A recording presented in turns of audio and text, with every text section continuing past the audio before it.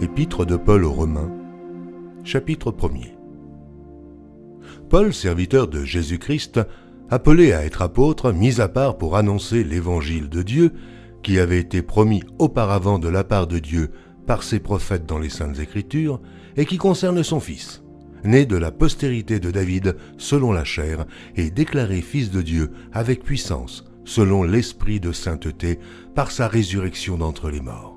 Jésus-Christ, notre Seigneur, par qui nous avons reçu la grâce et l'apostolat, pour amener en son nom à l'obéissance de la foi tous les païens, parmi lesquels vous êtes aussi, vous qui avez été appelés par Jésus-Christ, à tous ceux qui, à Rome, sont bien-aimés de Dieu, appelés à être saints, que la grâce et la paix vous soient données de la part de Dieu notre Père et du Seigneur Jésus-Christ. Je rends d'abord grâce à mon Dieu par Jésus-Christ au sujet de vous tous, de ce que votre foi est renommée dans le monde entier. Dieu, que je sers en mon esprit dans l'évangile de son Fils, m'est témoin que je fais sans cesse mention de vous, demandant continuellement dans mes prières d'avoir enfin, par sa volonté, le bonheur d'aller vers vous. Car je désire vous voir, pour vous communiquer quelques dons spirituels, afin que vous soyez affermis, ou plutôt, afin que nous soyons encouragés ensemble au milieu de vous, par la foi qui nous est commune, à vous et à moi. Je ne veux pas vous laisser ignorer, frères, que j'ai souvent formé le projet d'aller vous voir, afin de recueillir quelques fruits parmi vous, comme parmi les autres nations. Mais j'en ai été empêché jusqu'ici. Je me dois aux Grecs et aux barbares, aux savants et aux ignorants. Ainsi j'ai un vif désir de vous annoncer aussi l'Évangile, à vous qui êtes à Rome. Car je n'ai point honte de l'Évangile. C'est une puissance de Dieu pour le salut de quiconque croit, du juif premièrement, puis du grec, parce qu'en lui est révélée la justice de Dieu par la foi et pour la foi, selon qu'il est écrit, « Le juste vivra par la foi ». La colère de Dieu se révèle du ciel contre toute impiété et toute injustice des hommes qui retiennent injustement la vérité captive. Car ce qu'on peut connaître de Dieu est manifeste pour eux, Dieu le leur ayant fait connaître. En effet, les perfections invisibles de Dieu, sa puissance éternelle et sa divinité, se voient comme à l'œil, depuis la création du monde, quand on les considère dans ses ouvrages. Ils sont donc inexcusables, puisqu'ayant connu Dieu, ils ne l'ont point glorifié comme Dieu, et ne lui ont point rendu grâce. Mais ils se sont égarés dans leurs pensées, et leur cœur sans intelligence a été plongé dans les ténèbres. Se vantant d'être sages, ils sont devenus fous, et ils ont changé la gloire du Dieu incorruptible en image représentant l'homme corruptible, des oiseaux, des quadrupèdes et des reptiles. C'est pourquoi Dieu les a livrés à l'impureté selon les convoitises de leur cœur, en sorte qu'ils déshonorent eux-mêmes leur propre corps. Eux, qui ont changé la vérité de Dieu en mensonge et qui ont adoré et servi la créature au lieu du Créateur, qui est béni éternellement. Amen. C'est pourquoi Dieu les a livrés à des passions infâmes, car leurs femmes ont changé l'usage naturel en celui qui est contre nature, et de même les hommes, abandonnant l'usage naturel de la femme, se sont enflammés dans leurs désirs les uns pour les autres, commettant homme avec homme des choses infâmes, et recevant en eux-mêmes le salaire que méritait leur égarement. Comme ils ne se sont pas souciés de connaître Dieu, Dieu les a livrés à leur sens réprouvé, pour commettre des choses indignes, étant remplis de toute espèce d'injustice, de méchanceté, de cupidité, de malice, plein d'envie, de meurtre, de querelle, de ruse, de malignité, rapporteurs, médisants, impies, arrogants, hautains, fanfarons, ingénieux au mal, rebelles à leurs parents, dépourvus d'intelligence, de loyauté, d'affection naturelle, de miséricorde. Eh bien, qu'ils connaissent le jugement de Dieu, déclarant dignes de mort ceux qui commettent de telles choses. Non seulement ils les font, mais ils approuvent ceux qui les font. Ô homme, qui que tu sois, toi qui juges, tu es donc inexcusable, car en jugeant les autres, tu te condamnes toi-même, puisque toi qui juges, tu fais les mêmes choses. Nous savons en effet que le jugement de Dieu contre ceux qui commettent de telles choses est selon la vérité. Et penses-tu, ô homme, toi qui juges ceux qui commettent de telles choses et qui les fais, que tu échapperas au jugement de Dieu? Ou méprises-tu les richesses de sa bonté, de sa patience et de sa longanimité, ne reconnaissant pas que la bonté de Dieu te pousse à la repentance, mais par ton endurcissement et par ton cœur impénitent, tu t'amasses un trésor de colère pour le jour de la colère et de la manifestation du juste jugement de Dieu qui rendra chacun selon ses œuvres, réservant la vie éternelle à ceux qui, par la persévérance à bien faire, cherchent l'honneur, la gloire et l'immortalité, mais l'irritation et la colère à ceux qui, par esprit de dispute, sont rebelles à la vérité et obéissent à l'injustice. Tribulation et angoisse sur toute âme d'homme qui fait le mal, sur le juif premièrement, puis sur le grec. Gloire, honneur et paix pour quiconque fait le bien, pour le juif premièrement, puis pour le grec. Car devant Dieu, il n'y a point d'acception de personne. Tous ceux qui ont péché sans la loi périront aussi sans la loi, et tous ceux qui ont péché avec la loi seront jugés par la loi. Ce ne sont pas, en effet, ceux qui écoutent la loi qui sont justes devant Dieu, mais ce sont ceux qui la mettent en pratique qui seront justifiés. Quand les païens qui n'ont point la loi font naturellement ce que prescrit la loi, ils sont, eux, qui n'ont point la loi, une loi pour eux-mêmes. Ils montrent que l'œuvre de la loi est écrite dans leur cœur, leur conscience en rendant témoignage, et leurs pensées s'accusant ou se défendant tour à tour. Ce qui paraîtra au jour où, selon mon évangile, Dieu jugera par Jésus-Christ les actions secrètes des hommes. Toi qui te donnes le nom de juif, qui te repose sur la loi, qui te glorifie de Dieu, qui connais sa volonté, qui apprécie la différence des choses, étant instruit par la loi, toi, qui te flatte d'être le conducteur des aveugles, la lumière de ceux qui sont dans les ténèbres, le docteur des insensés, le maître des ignorants, parce que tu as dans la loi la règle de la science et de la vérité. Toi donc, qui enseignes les autres, tu ne t'enseignes pas toi-même. Toi qui prêches de ne pas dérober, tu dérobes. Toi qui dis de ne pas commettre d'adultère, tu commets l'adultère. Toi qui as en abomination les idoles, tu commets des sacrilèges. Toi qui te fais une gloire de la loi, tu déshonores Dieu par la transgression de la loi. Car le nom de Dieu est à cause de vous blasphémé parmi les païens, comme cela est écrit. La circoncision est utile si tu mets en pratique la loi, mais si tu transgresses la loi, ta circoncision devient incirconcision. Si donc l'incirconcis observe les ordonnances de la loi, son incirconcision ne sera-t-elle pas tenue pour circoncision? L'incirconcis de nature qui accomplit la loi ne te condamnera-t-il pas, toi, qui la transgresses, tout en ayant la lettre de la loi et la circoncision? Le juif n'est pas celui qui en a les dehors, et la circoncision, ce n'est pas celle qui est visible dans la chair. Mais le juif, c'est celui qui l'est intérieurement, et la circoncision, c'est celle du cœur, selon l'esprit, et non selon la lettre. La louange de ce juif ne vient pas des hommes, mais de Dieu. Quel est donc l'avantage des Juifs? Ou quelle est l'utilité de la circoncision? Il est grand de toute manière, et tout d'abord en ce que les oracles de Dieu leur ont été confiés. Et quoi? Si quelques-uns n'ont pas cru, leur incrédulité anéantira-t-elle la fidélité de Dieu? Loin de là.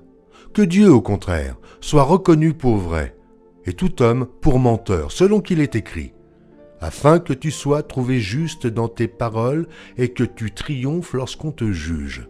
Mais si notre injustice établit la justice de Dieu, que dirons-nous? Dieu est-il injuste quand il déchaîne sa colère? Je parle à la manière des hommes. Loin de là. Autrement, comment Dieu jugerait-il le monde? Et si par mon mensonge, la vérité de Dieu éclate davantage pour sa gloire, pourquoi suis-je moi-même encore jugé comme pécheur? Et pourquoi ne ferions-nous pas le mal afin qu'il en arrive du bien, comme quelques-uns qui nous calomnient prétendent que nous le disons? La condamnation de ces gens est juste. Quoi donc? Sommes-nous plus excellents? Nullement, car nous avons déjà prouvé que tous juifs et grecs, sont sous l'empire du péché, selon qu'il est écrit, il n'y a point de juste, pas même un seul. Nul n'est intelligent, nul ne cherche Dieu. Tous sont égarés, tous sont pervertis. Il n'en est aucun qui fasse le bien, pas même un seul. Leur gosier est un sépulcre ouvert. Ils se servent de leur langue pour tromper. Ils ont sous leurs lèvres un venin d'aspic. Leur bouche est pleine de malédiction et d'amertume. Ils ont les pieds légers pour répandre le sang. La destruction et le malheur sont sur leur route. Ils ne connaissent pas le chemin de la paix. La crainte de Dieu n'est pas devant leurs yeux. Or, nous savons que tout ce que dit la loi, elle le dit à ceux qui sont sous la loi, afin que toute bouche soit fermée, et que tout le monde soit reconnu coupable devant Dieu. Car nul ne sera justifié devant lui par les œuvres de la loi, puisque c'est par la loi que vient la connaissance du péché. Mais maintenant, sans la loi est manifestée la justice de Dieu, à laquelle rendent témoignage la loi et les prophètes. Justice de Dieu par la foi en Jésus-Christ, pour tous ceux qui croient. Il n'y a point de distinction, car tous ont péché et sont privés de la gloire de Dieu. Et ils sont gratuitement justifiés par sa grâce, par le moyen de la rédemption qui est en Jésus-Christ. C'est lui que Dieu a destiné, par son sang, à être pour ceux qui croiraient victimes propitiatoires, afin de montrer sa justice. Parce qu'il avait laissé impunis les péchés commis auparavant, c'est lui que Dieu a destiné par son sang à être pour ceux qui croiraient victimes propitiatoires, afin de montrer sa justice. Parce qu'il avait laissé impunis les péchés commis auparavant, au temps de sa patience, afin, dis-je, de montrer sa justice dans le temps présent, de manière à être juste, tout en justifiant celui qui a la foi en Jésus. Où donc est le sujet de se glorifier? Il est exclu. Par quelle loi?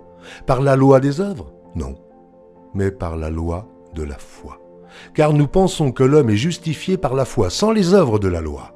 Ou bien Dieu est-il seulement le Dieu des Juifs? Ne l'est-il pas aussi des païens?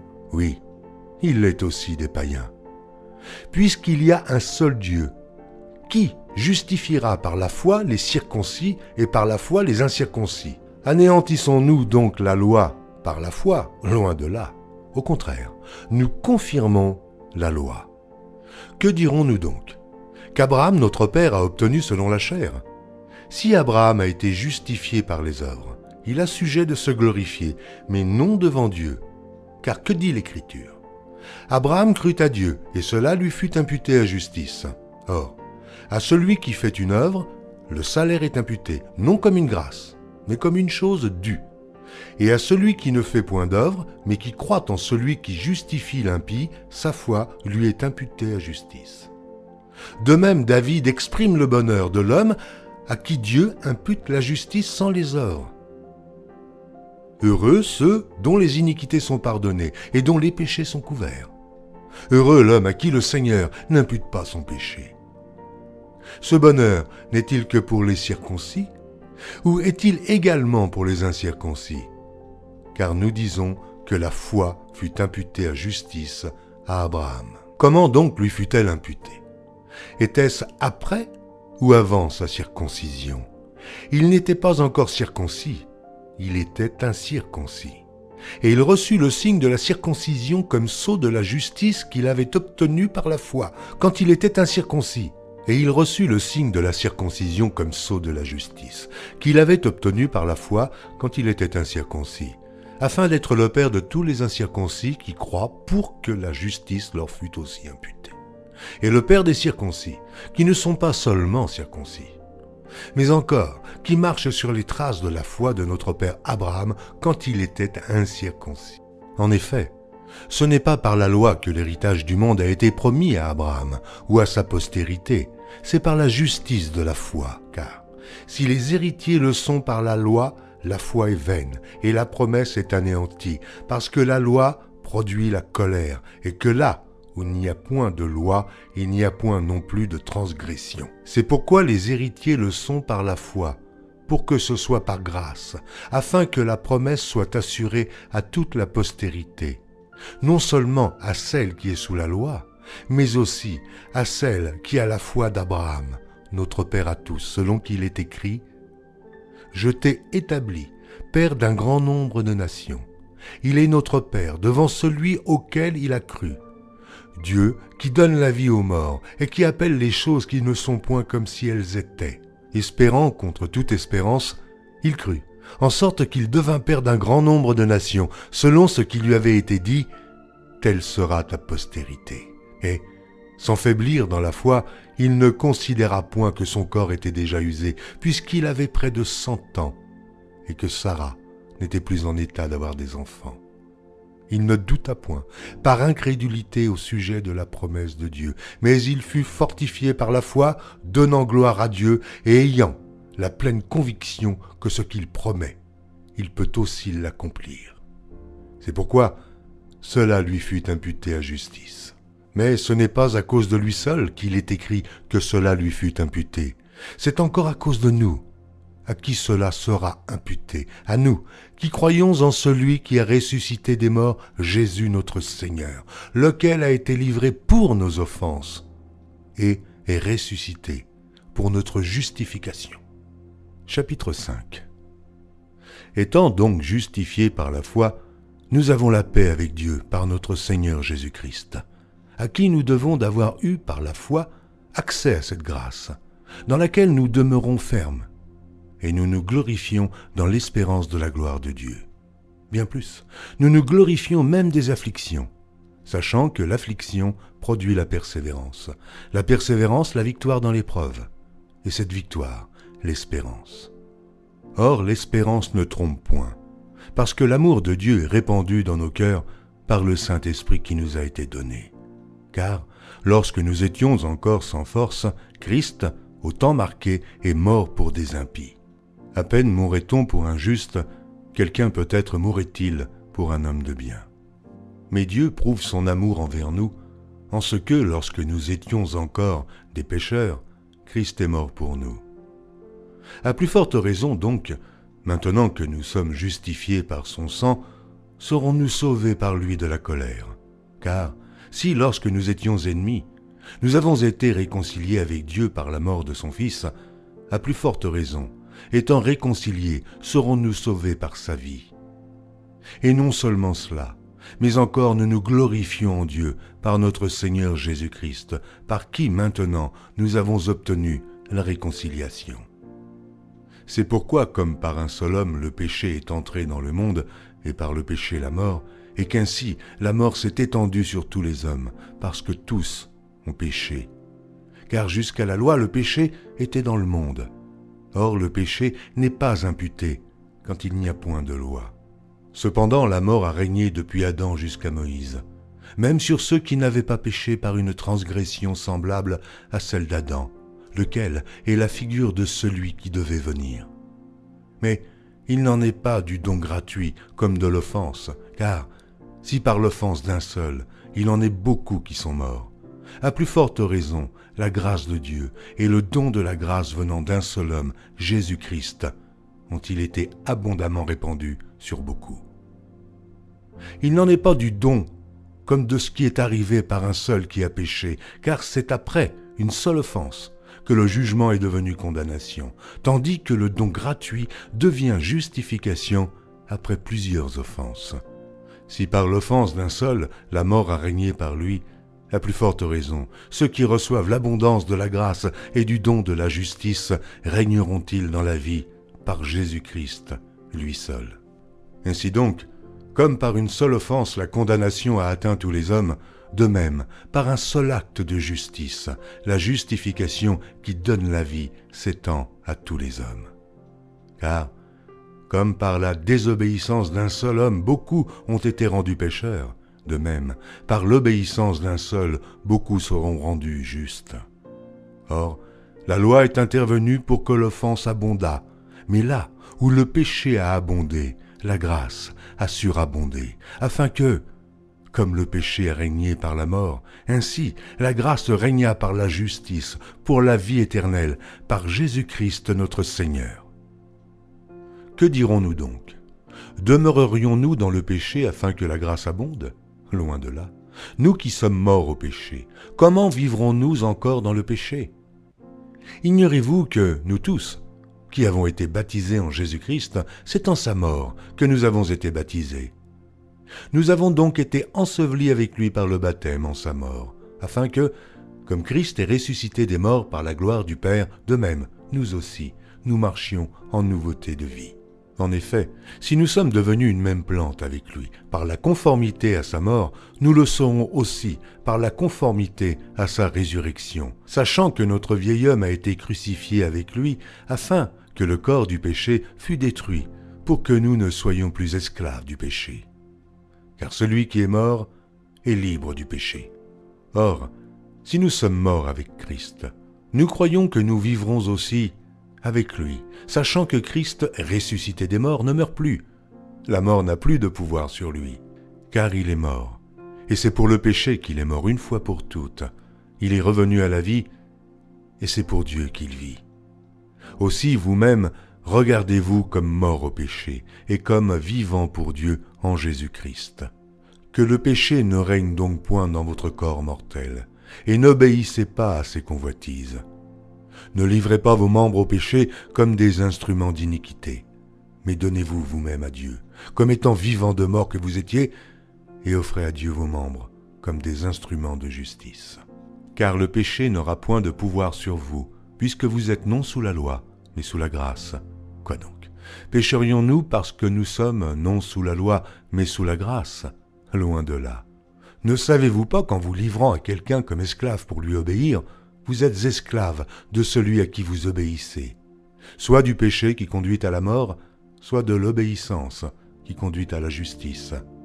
Mais grâce soit rendue à Dieu, de ce que, après avoir été esclave du péché, vous avez obéi de cœur à la règle de doctrine dans laquelle vous avez été instruits. Ayant été affranchis du péché, vous êtes devenus esclaves de la justice. Je parle à la manière des hommes, à cause de la faiblesse de votre chair. De même donc que vous avez livré vos membres comme esclaves à l'impureté et à l'iniquité pour arriver à l'iniquité, ainsi maintenant livrez vos membres comme esclaves à la justice pour arriver à la sainteté. Car lorsque vous étiez esclaves du péché, vous étiez libres à l'égard de la justice. Quels fruits portiez-vous alors? Des fruits dont vous rougissez aujourd'hui, car la fin de ces choses, c'est la mort. Mais maintenant, étant affranchis du péché et devenus esclaves de Dieu, vous avez pour fruit la sainteté et pour fin la vie éternelle. Car le salaire du péché, c'est la mort, mais le don gratuit de Dieu, c'est la vie éternelle en Jésus-Christ, notre Seigneur. Ignorez-vous, frères, car je parle à des gens qui connaissent la loi, que la loi exerce son pouvoir sur l'homme aussi longtemps qu'il vit. Ainsi, une femme mariée est liée par la loi à son mari tant qu'il est vivant. Mais si le mari meurt, elle est dégagée de la loi qui la liait à son mari. Si donc, du vivant de son mari, elle devient la femme d'un autre homme, elle sera appelée adultère. Mais si le mari meurt, elle est affranchie de la loi, de sorte qu'elle n'est point adultère en devenant la femme d'un autre. De même, mes frères, vous aussi, vous avez été par le corps de Christ mis à mort en ce qui concerne la loi, pour que vous apparteniez à un autre, à celui qui est ressuscité des morts, afin que nous portions des fruits pour Dieu. Car, lorsque nous étions dans la chair, les passions des péchés provoqués par la loi agissaient dans nos membres, de sorte que nous portions des fruits pour la mort. Mais maintenant, nous avons été dégagés de la loi, étant morts à cette loi sous laquelle nous étions retenus, de sorte que nous servons dans un esprit nouveau et non selon la lettre qui a vieilli. Que dirons-nous donc? La loi est-elle péché? Loin de là. Mais je n'ai connu le péché que par la loi. Car je n'aurais pas connu la convoitise si la loi n'eût dit « Tu ne convoiteras point ». Et le péché saisissant l'occasion produisit en moi, par le commandement, toutes sortes de convoitises. Car sans loi, le péché est mort. Pour moi, étant autrefois sans loi, je vivais. Mais quand le commandement vint, le péché reprit vie, et moi je mourus. Ainsi, le commandement qui conduit à la vie se trouva pour moi conduire à la mort. Car le péché, saisissant l'occasion, me séduisit par le commandement et par lui me fit mourir. La loi donc est sainte, et le commandement est saint, juste et bon. Ce qui est bon, a-t-il donc été pour moi une cause de mort ? Loin de là, mais c'est le péché, afin qu'il se manifestât comme péché en me donnant la mort par ce qui est bon, et que, par le commandement, il devint condamnable au plus haut point. Nous savons en effet que la loi est spirituelle, mais moi, je suis charnel, vendu au péché. Car je ne sais pas ce que je fais. Je ne fais point ce que je veux, et je fais ce que je hais. Or, si je fais ce que je ne veux pas, je reconnais par là que la loi est bonne. Et maintenant, ce n'est plus moi qui le fais, mais c'est le péché qui habite en moi. Ce qui est bon, je le sais, n'habite pas en moi, c'est-à-dire dans ma chair. J'ai la volonté, mais non le pouvoir de faire le bien. Car je ne fais pas le bien que je veux, et je fais le mal que je ne veux pas. Et si je fais ce que je ne veux pas, ce n'est plus moi qui le fais, c'est le péché qui habite en moi. Je trouve donc en moi cette loi. Quand je veux faire le bien, le mal est attaché à moi, car je prends plaisir à la loi de Dieu selon l'homme intérieur. Mais je vois dans mes membres une autre loi qui lutte contre la loi de mon entendement et qui me rend captif de la loi du péché qui est dans mes membres. Misérable que je suis, qui me délivrera du corps de cette mort ? Grâce soit rendue à Dieu par Jésus-Christ notre Seigneur. Ainsi donc, moi-même, je suis par l'entendement esclave de la loi de Dieu, et je suis par la chair esclave de la loi du péché. Il y a donc maintenant aucune condamnation pour ceux qui sont en Jésus-Christ. En effet, la loi de l'esprit de vie en Jésus-Christ m'a affranchi de la loi du péché et de la mort. Car chose impossible à la loi, parce que la chair la rendait sans force, Dieu a condamné le péché dans la chair en envoyant, à cause du péché, son propre Fils dans une chair semblable à celle du péché. Et cela afin que la justice de la loi fût accomplie en nous qui marchons non selon la chair, mais selon l'esprit. Ceux en effet qui vivent selon la chair s'affectionnent aux choses de la chair, tandis que ceux qui vivent selon l'esprit s'affectionnent aux choses de l'esprit. Et l'affection de la chair, c'est la mort, tandis que l'affection de l'esprit, c'est la vie et la paix. Car l'affection de la chair est inimitié contre Dieu, parce qu'elle ne se soumet pas à la loi de Dieu, et qu'elle ne le peut même pas. Or, ceux qui vivent selon la chair ne sauraient plaire à Dieu. Pour vous qui ne vivez pas selon la chair, mais selon l'esprit, si du moins l'esprit de Dieu habite en vous. Si quelqu'un n'a pas l'esprit de Christ, il ne lui appartient pas. Et si Christ est en vous, le corps, il est vrai, est mort à cause du péché, mais l'esprit est vie à cause de la justice. Et si l'esprit de celui qui a ressuscité Jésus d'entre les morts habite en vous, celui qui a ressuscité Christ d'entre les morts rendra aussi la vie à vos corps mortels par son esprit qui habite en vous. Ainsi donc, frères, nous ne sommes point redevables à la chair pour vivre selon la chair. Si vous vivez selon la chair, vous mourrez. Mais si par l'esprit vous faites mourir les actions du corps, vous vivrez, car tous ceux qui sont conduits par l'Esprit de Dieu sont fils de Dieu. Et vous n'avez point reçu un esprit de servitude pour être encore dans la crainte, mais vous avez reçu un esprit d'adoption par lequel nous crions « Abba, Père ». L'Esprit lui-même rend témoignage à notre esprit que nous sommes enfants de Dieu.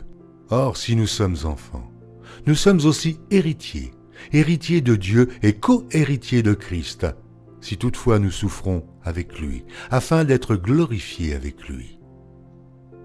J'estime que les souffrances du temps présent ne sauraient être comparées à la gloire à venir, qui sera révélée pour nous. Aussi la création attend-elle avec un ardent désir la révélation des fils de Dieu. Car la création a été soumise à la vanité, non de son gré, mais à cause de celui qui l'y a soumise, avec l'espérance qu'elle aussi sera affranchie de la servitude, de la corruption, pour avoir part à la liberté de la gloire des enfants de Dieu. Or, nous savons que jusqu'à ce jour, la création tout entière soupire et souffre les douleurs de l'enfantement. Et ce n'est pas elle seulement, mais nous aussi, qui avons les prémices de l'Esprit. nous aussi, nous soupirons en nous-mêmes en attendant l'adoption, la rédemption de notre corps. Car c'est en espérance que nous sommes sauvés. Or, l'espérance qu'on voit n'est plus espérance. Ce qu'on voit, peut-on l'espérer encore? Mais si nous espérons ce que nous ne voyons pas, nous l'attendons avec persévérance. De même aussi l'Esprit nous aide dans notre faiblesse, car nous ne savons pas ce qu'il nous convient de demander dans nos prières. Mais l'Esprit lui-même intercède par des soupirs inexprimables. Et celui qui sonde les cœurs connaît quelle est la pensée de l'Esprit, parce que c'est selon Dieu qu'il intercède en faveur des saints. Nous savons du reste que toute chose concourt au bien de ceux qui aiment Dieu, de ceux qui sont appelés selon son dessein. Car ceux qu'il a connus d'avance, il les a aussi prédestinés à être semblables à l'image de son Fils, afin que son Fils fût le premier-né entre plusieurs frères. Et ceux qu'il a prédestinés, il les a aussi appelés, et ceux qu'il a appelés, il les a aussi justifiés, et ceux qu'il a justifiés, il les a aussi glorifiés. Que dirons-nous donc à l'égard de ces choses? Si Dieu est pour nous, qui sera contre nous? Lui qui n'a point épargné son propre Fils, mais qui l'a livré pour nous, comment ne nous donnera-t-il pas aussi toutes choses avec lui? Qui accusera les élus de Dieu?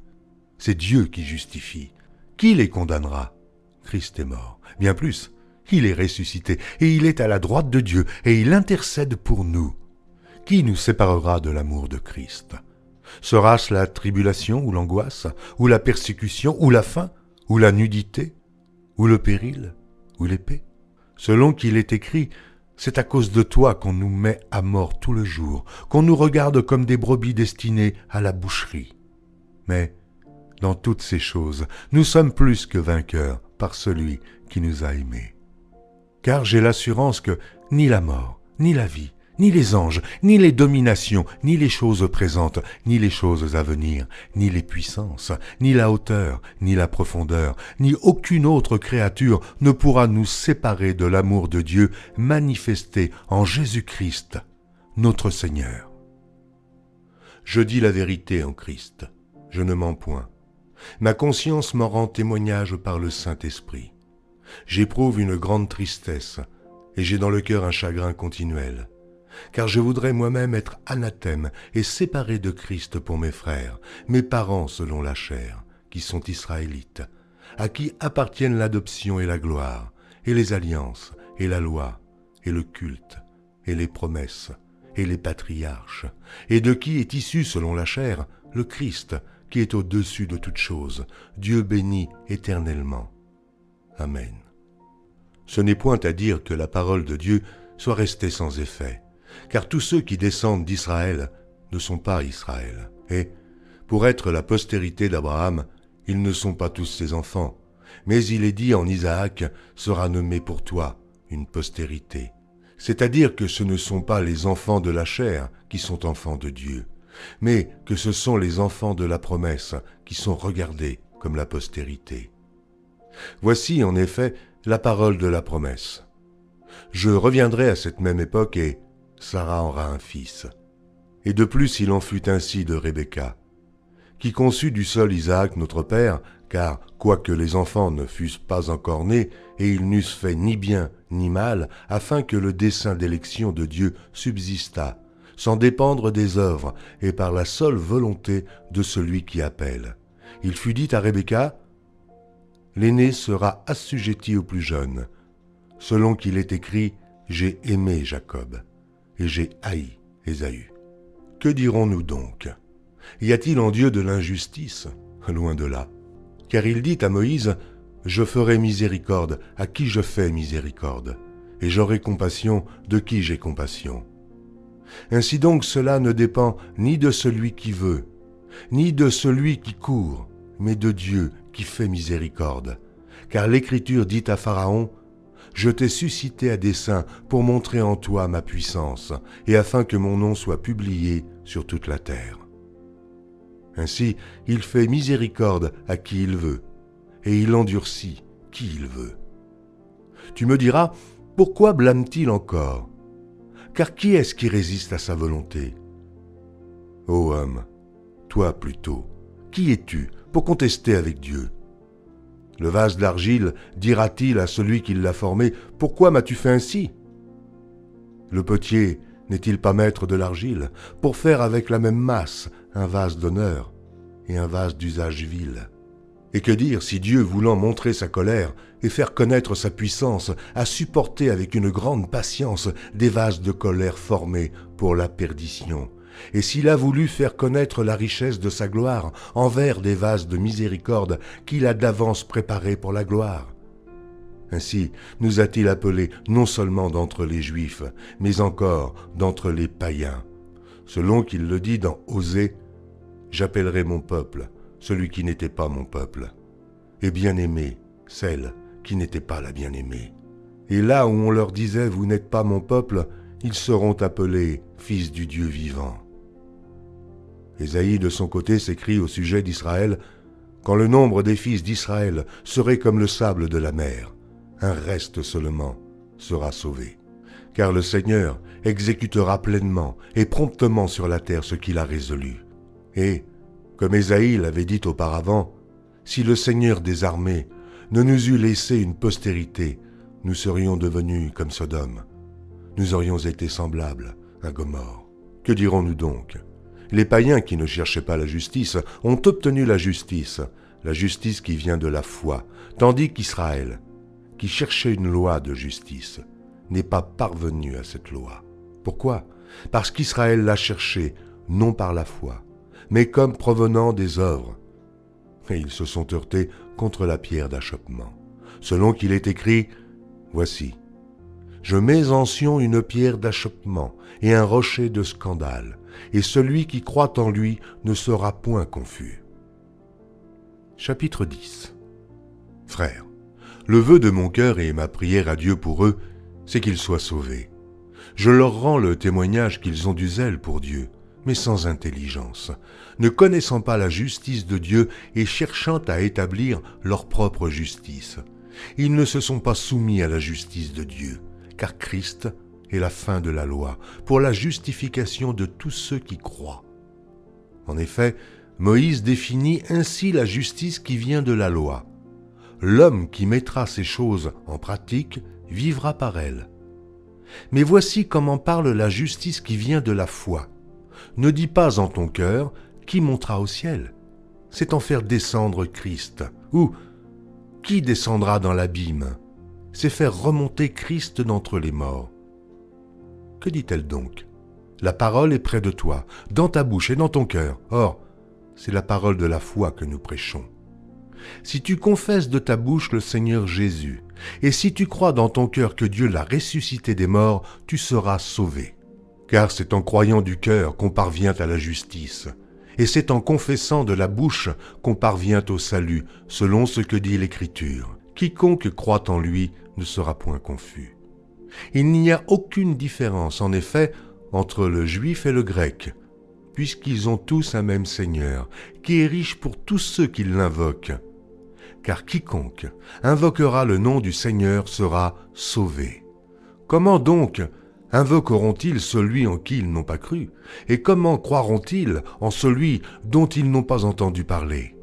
Et comment en entendront-ils parler s'il n'y a personne qui prêche?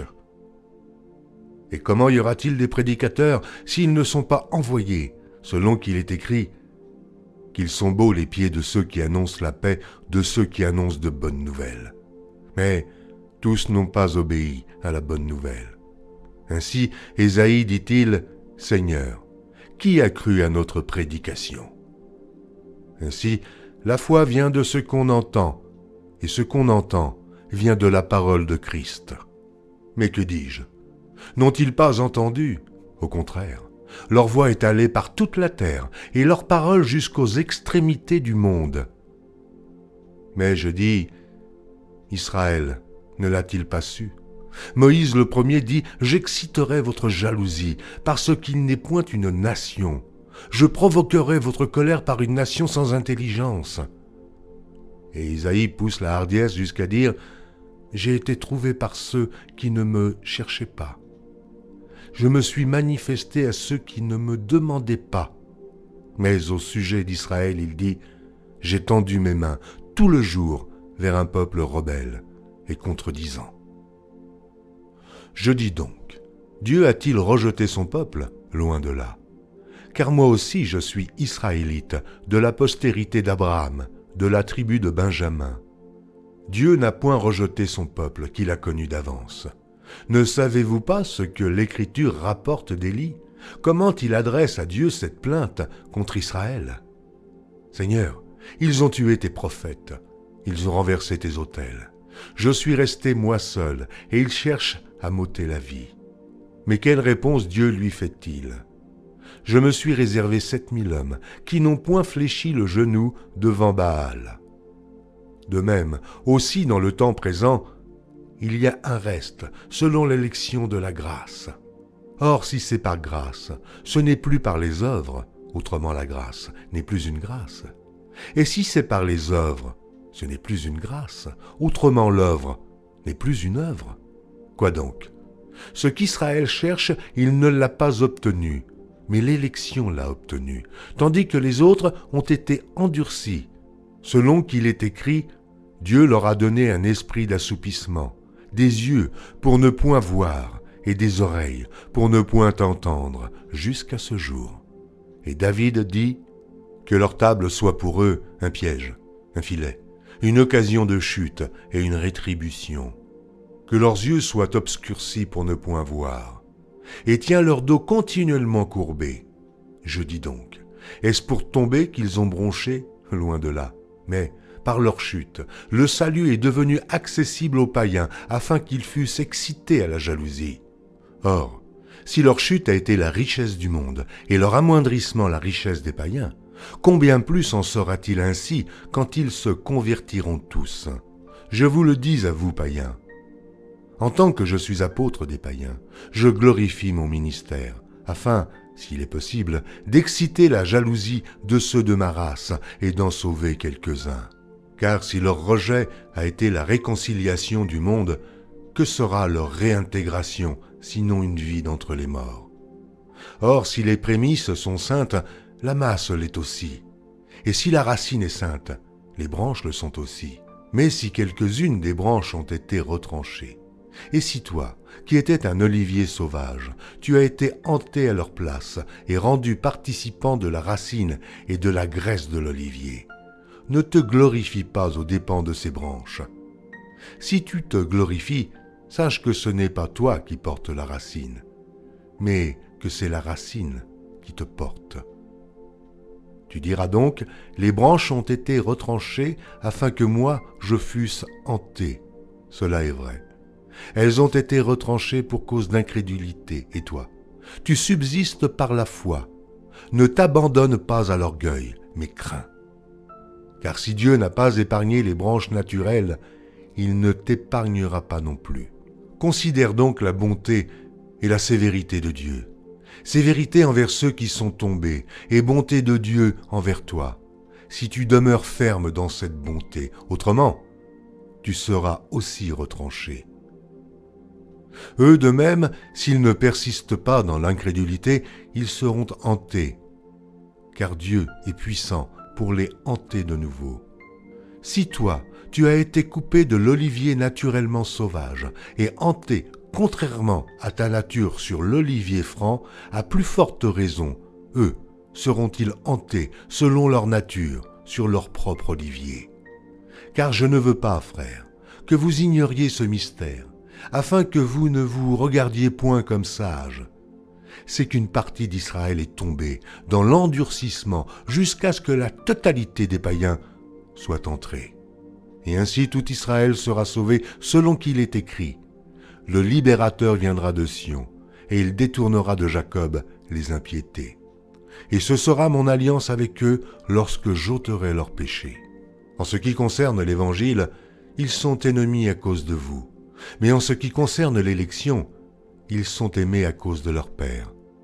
Car Dieu ne se repent pas de ses dons et de son appel.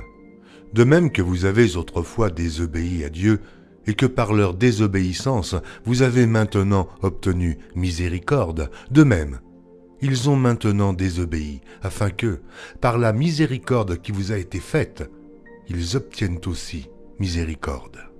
Car Dieu a renfermé tous les hommes dans la désobéissance pour faire miséricorde à tous. Ô profondeur de la richesse, de la sagesse et de la science de Dieu, que ses jugements sont insondables et ses voies incompréhensibles, car qui a connu la pensée du Seigneur? Ou qui a été son conseiller? Qui lui a donné le premier pour qu'il ait à recevoir en retour? C'est de lui, par lui, et pour lui que sont toutes choses. À lui la gloire dans tous les siècles. Amen. Je vous exhorte donc, frères, par les compassions de Dieu, à offrir vos corps comme un sacrifice vivant, saint, agréable à Dieu, ce qui sera de votre part un culte raisonnable. Ne vous conformez pas au siècle présent, mais soyez transformés par le renouvellement de l'intelligence, afin que vous discerniez quelle est la volonté de Dieu, ce qui est bon, agréable et parfait. Par la grâce qui m'a été donnée, je dis à chacun de vous de n'avoir pas de lui-même une trop haute opinion, mais de revêtir des sentiments modestes, selon la mesure de foi que Dieu a départie à chacun. Car, comme nous avons plusieurs membres dans un seul corps, et que tous les membres n'ont pas la même fonction, ainsi, nous qui sommes plusieurs, nous formons un seul corps en Christ, et nous sommes tous membres les uns des autres. Puisque nous avons des dons différents selon la grâce qui nous a été accordée, que celui qui a le don de prophétie l'exerce selon l'analogie de la foi, que celui qui est appelé au ministère s'attache à son ministère, et que celui qui enseigne s'attache à son enseignement, et celui qui exhorte à l'exhortation, que celui qui donne le fasse avec libéralité, que celui qui préside le fasse avec zèle, que celui qui pratique la miséricorde le fasse avec joie. Que la charité soit sans hypocrisie.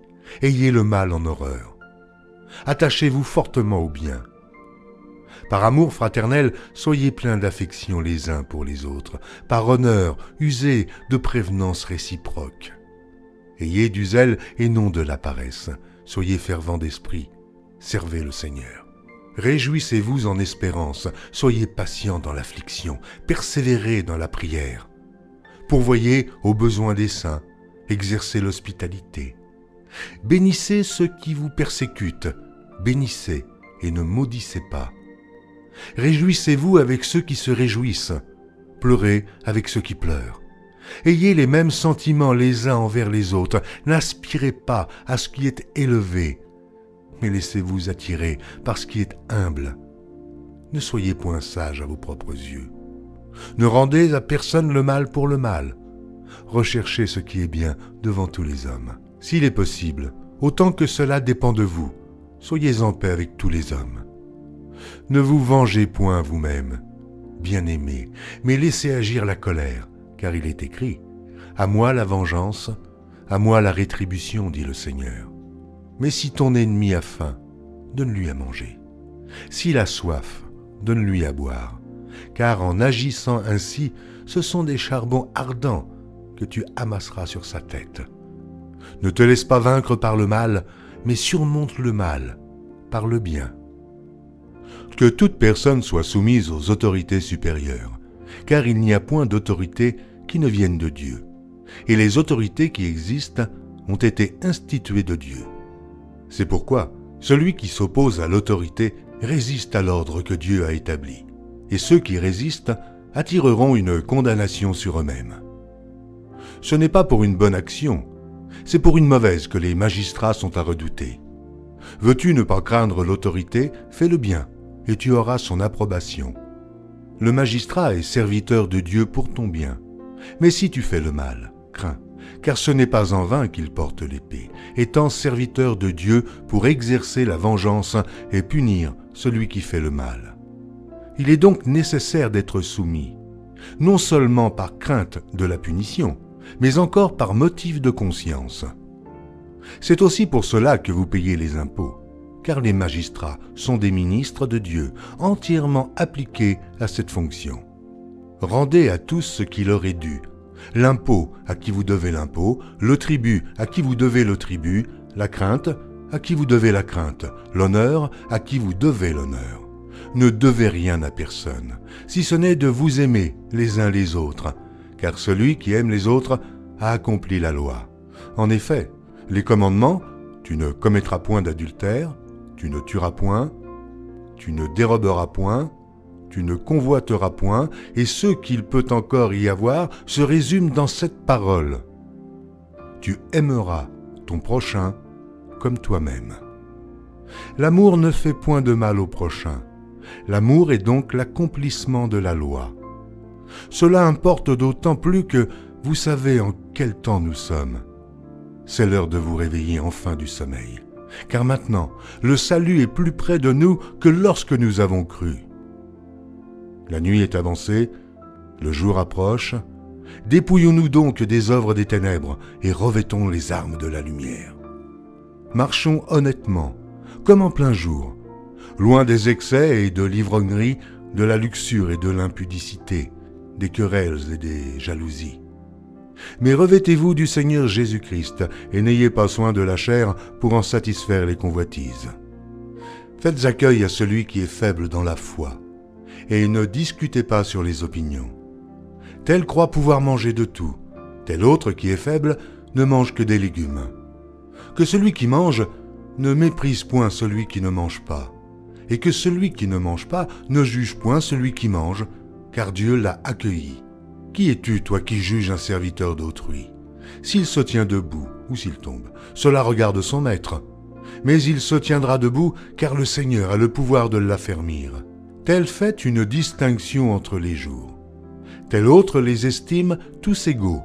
Que chacun ait en son esprit une pleine conviction.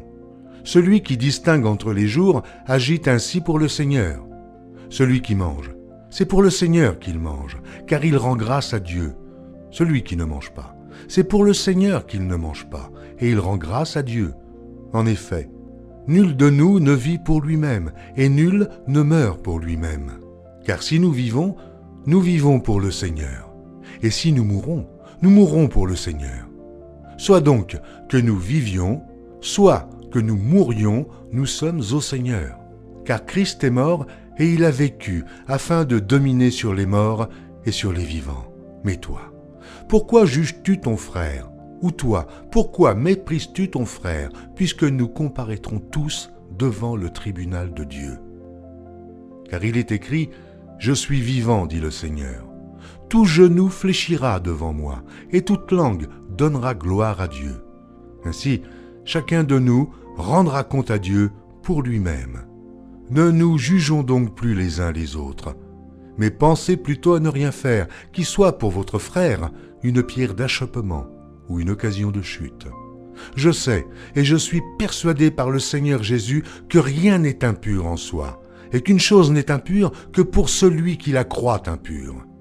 Mais si pour un aliment ton frère est attristé, tu ne marches plus selon l'amour. Ne cause pas par ton aliment la perte de celui pour lequel Christ est mort. Que votre privilège ne soit pas un sujet de calomnie. Car le royaume de Dieu, ce n'est pas le manger et le boire, mais la justice et la paix et la joie par le Saint-Esprit. Celui qui sert Christ de cette manière est agréable à Dieu et approuvé des hommes. Ainsi donc, recherchons ce qui contribue à la paix et à l'édification mutuelle.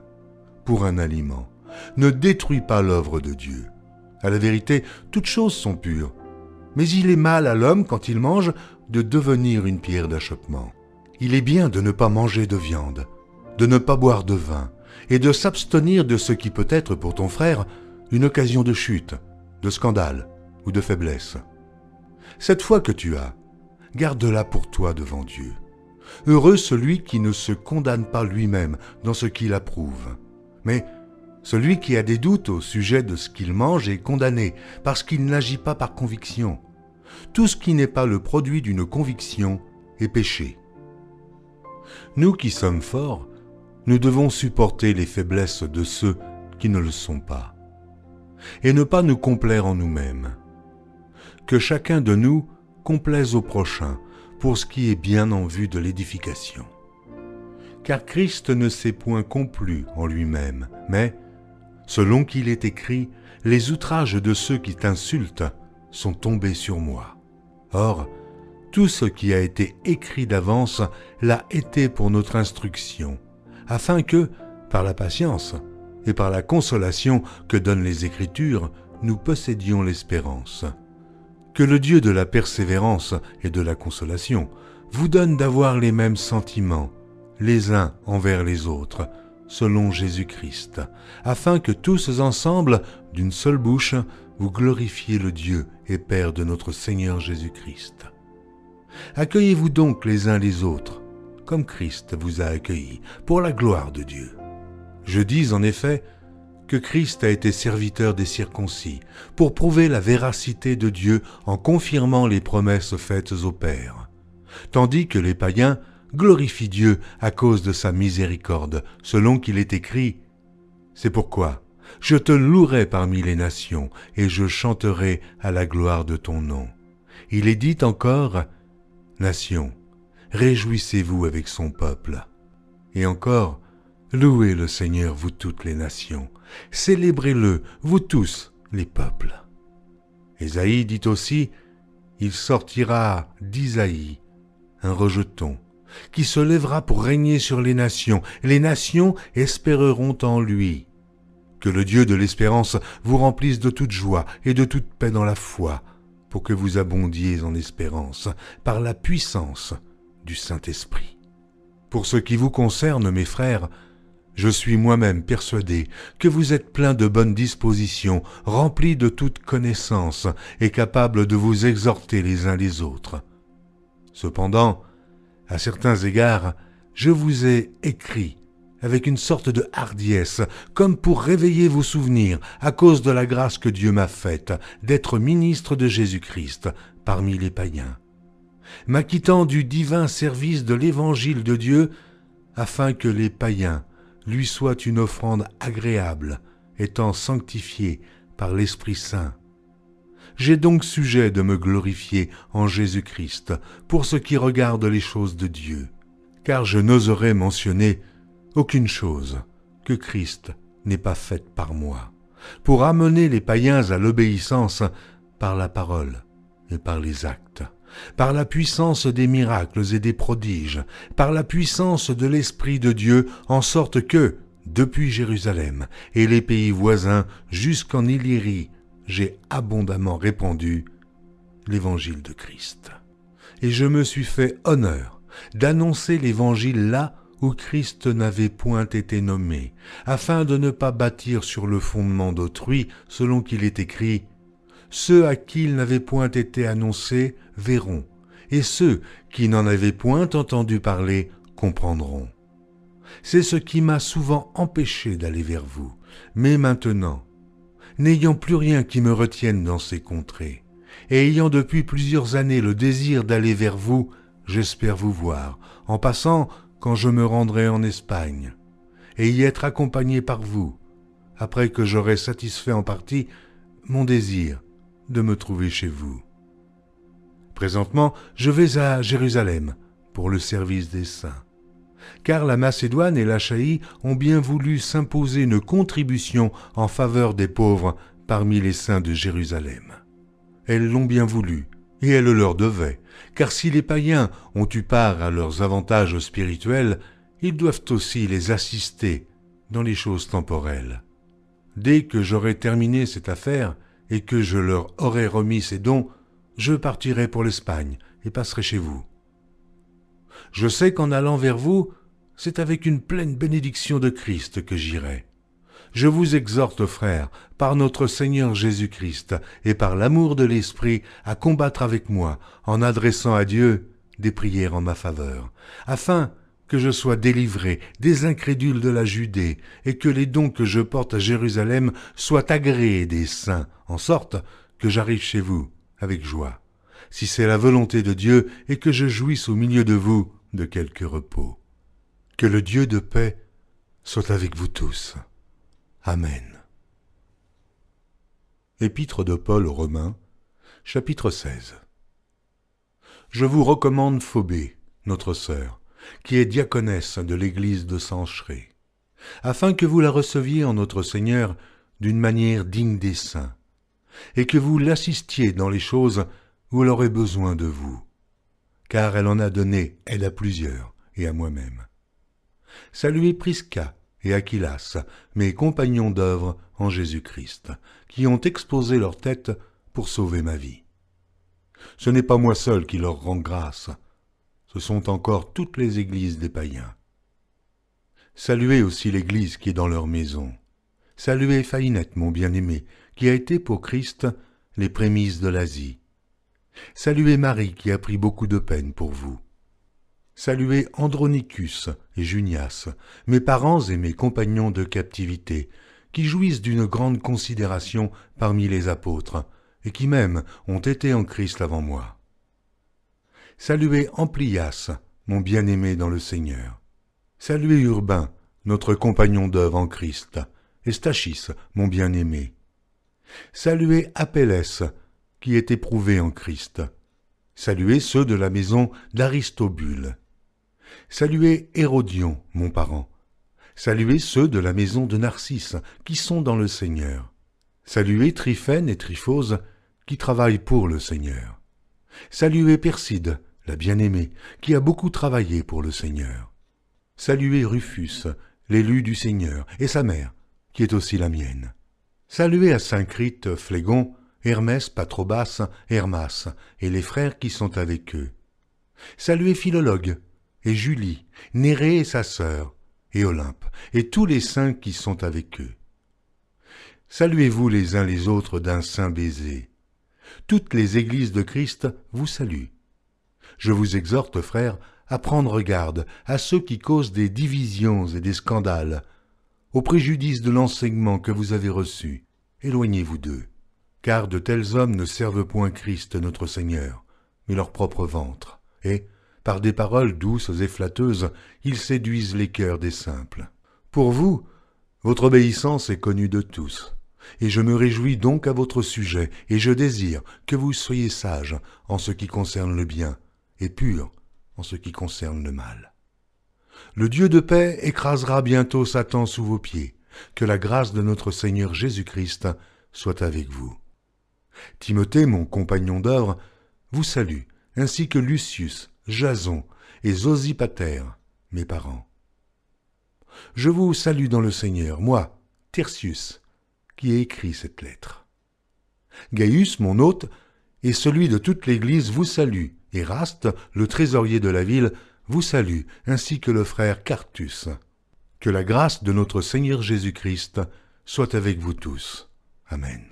À celui qui peut vous affermir selon mon évangile et la prédication de Jésus-Christ, conformément à la révélation du mystère caché pendant des siècles, mais manifesté maintenant par les écrits des prophètes, d'après l'ordre du Dieu éternel, et porté à la connaissance de toutes les nations, afin qu'elles obéissent à la foi. À Dieu, seul sage, soit la gloire, au siècle des siècles, par Jésus-Christ. Amen.